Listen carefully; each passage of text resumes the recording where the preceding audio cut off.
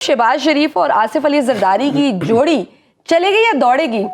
देखें जी, ग्लू तो ये है कि रियासती इदारे उनके साथ हैं, उन्होंने उनको साथ बिठाया हुआ है और दोनों को थ्रेट है बानी पीटीआई इमरान खान की। अगर वो थ्रेट ना होती तो ये इकट्ठे भी ना होते। अब जो जरदारी साहब का पॉलिटिकल इंटरेस्ट है वो ये है कि किसी तरह पंजाब में अपनी जगह बनाएं और पंजाब में अपनी जो पीपल्स पार्टी की स्पेस बिल्कुल ख़त्म हो गई है उसको किसी तरह रिक्लेम करें, रीगेन करें।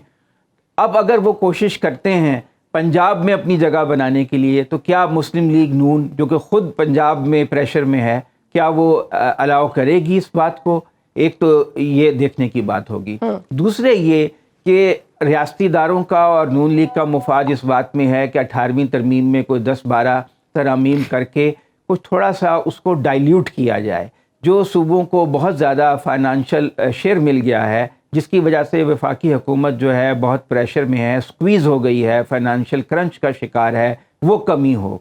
क्या आसिफ जरदारी और उनकी पार्टी इस बात की इजाज़त देंगे? इसके ऊपर ये एक थॉर्नी इशू है। फिर छोटे छोटे मसाइल और भी हैं, जैसे पानी का इशू है, जैसे कराची का बल्दियाती निज़ाम है, कराची के हकूक़ हैं, MQM के साथ ताल्लुकात हैं। तो टेंशन्स तो रहेंगी लेकिन रिज़ॉल्व होती रहेंगी जब तक रियासती इदारे इन दोनों को आपस में जोड़े रखेंगे। अब देखना ये है कि ये कब तक आपस में एक दूसरे को अकोमोडेट करते रहते हैं। बहरहाल सियासत कुछ लो और कुछ दो का खेल है। बिल्कुल। अच्छा, आसिफा भुट्टो को खातून अव्वल का दर्जा देने का कोई ख़ास मकसद है अदान आदिल साहब? जी, वो जरदारी साहब जो हैं वो बड़े, मैं समझता हूँ कि एक शातिर सियासतदान हैं। वो अपने बेटे को भी आगे ला रहे हैं और बेटे को कंट्रोल करने के लिए बेटी को भी आगे ला रहे हैं। आसफा को आगे लाने का मतलब है कि अगर बिलावल आंखें दिखाता है या उनके कंट्रोल में नहीं रहता तो वो फिर आसफा को आगे प्रमोट करेंगे।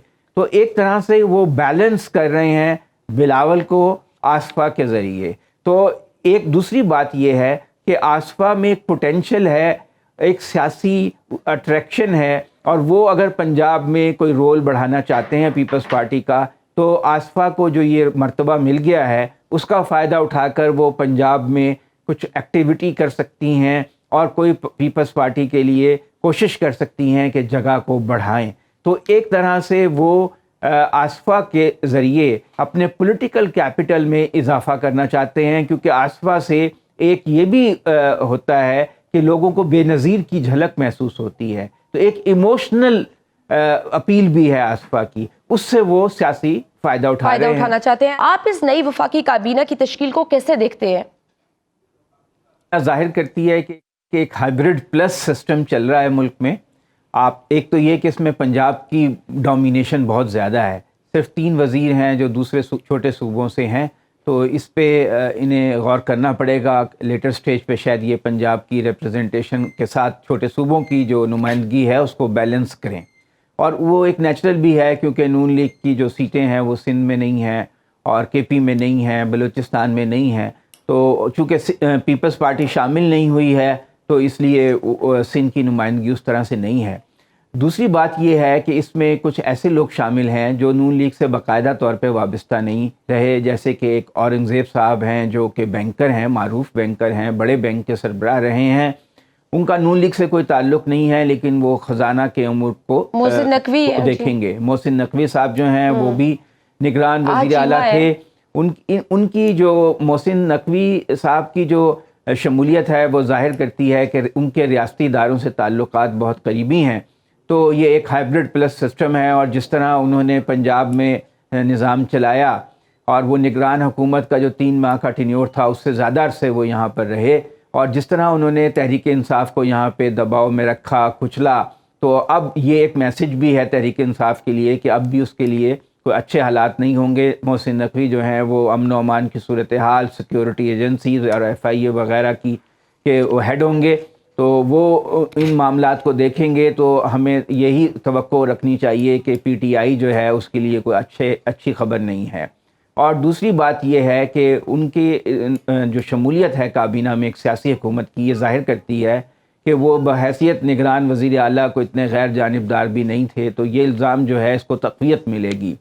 دوسرے جو صاحب ہیں اورنگزیب صاحب وہ ایک ٹیکنوکریٹ ہیں، تو اس کا مطلب ہے کہ جو معاشی معاملات کے فیصلے ہیں وہ سیاسی کی بجائے ایک ٹیکنوکریٹ کے سپرد کر دیے گئے ہیں اور وہ بینکار ہیں۔ یہ ایک ہمارے ہاں روایت سی پڑ گئی ہے کہ بینکاروں کو وزارت خزانہ سونپی جاتی ہے، جیسے آپ یہ دیکھیں کہ شوکت عزیز تھے، شوکت ترین تھے، وہ بھی بینک کے شعبے سے آئے تھے۔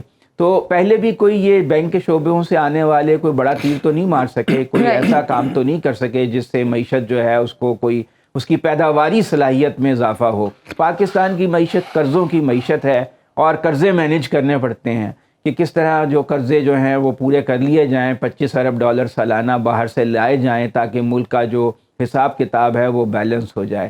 تو اب دیکھتے ہیں اورنگزیب صاحب کس طرح کی پالیسیاں اختیار کرتے ہیں، لیکن یہ ایک بات ہے کہ جو اس وقت کابینہ بنی ہے وہ ایک ہائیبرڈ پلس سسٹم کی ریفلیکشن ہے۔